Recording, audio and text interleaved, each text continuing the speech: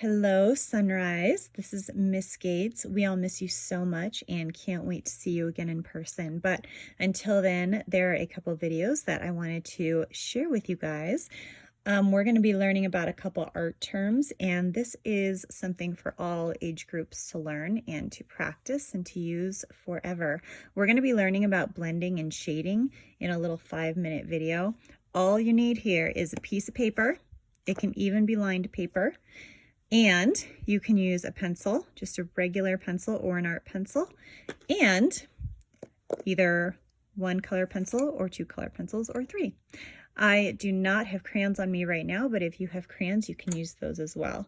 So the first thing that we're going to be learning about is shading. A lot of you have already practiced this in my classroom, but shading is basically used to create the illusion of depth. So even though this paper is flat, we're going to create the illusion of depth like it is popping out of the paper. So when you are blending, if you're using a pencil, let me show you here. You can start off by pressing hard and then lighten up your pencil on the paper and let it fade like this. Okay, you don't want your point to be too sharp, because if it's too sharp, you're going to see a bunch of the lines. And the goal is to not see a bunch of the lines. You want it to look soft. After you have tried that with a pencil, and let me go over this one more time just so you have time to do it. After you've gone over this with a pencil, you've lightened up with the pencil on your paper until it almost fades into the paper. Then you can take a paper towel, anything that will smooth your pencil. You can use toilet paper, but only if your parents have a lot, because as we all know, there is a big shortage of toilet paper right now. So you just take a little piece here. I'm using a paper towel. You go in and you soften up those pencil lines so that you can't see them anymore. And if I zoom in here, it's very, very hard to see those lines. Okay, that is shading. If you have colored pencils with you, you can use one colored pencil to start. So for example, if I use an orange, I start off hard. Remember, I'm trying not to go like this and create lines that you can see. Okay, so you go in, I'm pressing hard, and now I'm going to start to lighten up on my paper with my pencil, and then it's going to kind of fade into my paper. So once again, I'll do this so you have time to catch up. You press hard.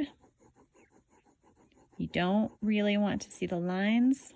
You lighten up, and then it fades into your paper. Colored pencils are a little bit harder to blend with a paper towel, but you can do the same thing that you did with a pencil, and it will soften up the surface.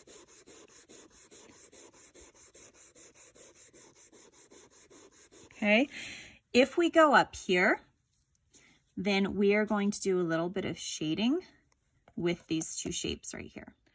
All right, you will notice that this is a circular object. This is a grapefruit, just like a circle we are going to add shadow to later. This is not an actual flashlight. It has a bluish tint, but if we were to pretend like this was a sun or a point of light, then obviously, if this side is A at the top, this is the lightest part, and B is the darkest part on the opposite side. Then, if we were to move, just like the sun moves throughout the day, if this is A, the lightest part, then B is going to be the darkest part on the opposite side. So we're going to be creating shadow on the opposite side to make it look like the circle is popping out and becoming 3D. Again, wherever the light moves, that changes where the shadow will be. When we go back and do our shapes, we're going to pretend like our light is right here. This will be A, this will be B, and this is what we're going to shape. So going back to our shapes, I have labeled this side A, this side B, A, B. Remember, if the light is hitting from A, B is going to be the darkest part. If the light or the sun is hitting from A, B on the opposite side is going to be the darkest part. So let's go ahead and apply our awesome shading skills. With the triangle, let's use our pencil. So right over here, you are going to follow along the line of the triangle. When I shade on here, I'm not going to shade straight.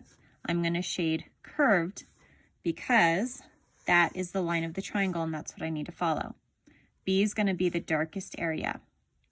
So right here, this part's going to be dark. Remember, I want to do this slowly.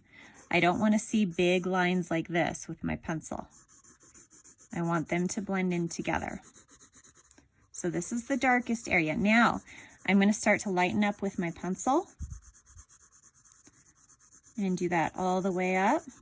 So I'm not putting as much pressure onto the paper. And then the last step, I'm going to fade this pencil basically into the paper. So it's like you can't even see it. It just disappears and blends right in. Then you take your paper towel and you carefully follow along the line and you blend all those pencil lines into your triangle. And now you have an awesome shadow that you have created. Let's do the circle. Let's use a colored pencil this time. So A is the brightest part, that's the light. B is the darkest part. I'm going to follow along with the curve of the circle. I'm not going to have my lines be straight or be diagonal. They need to curve.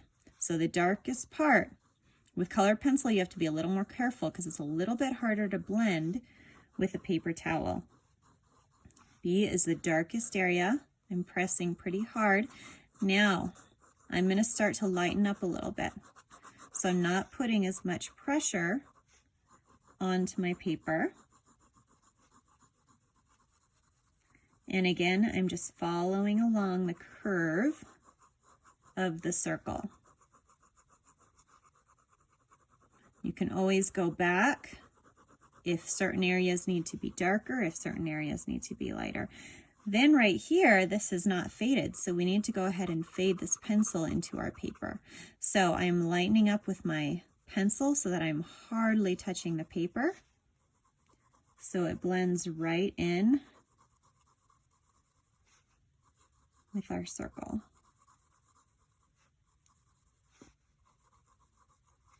And then, again, if you have a little piece of a paper towel, this will not blend as easily, but you take your paper towel, you blend it, and you will see some of the colored pencil lines start to disappear. And now you have created a 3D circle. That, my friends, is how to blend and shade accurately. So that is just the start, and we will get more in depth later.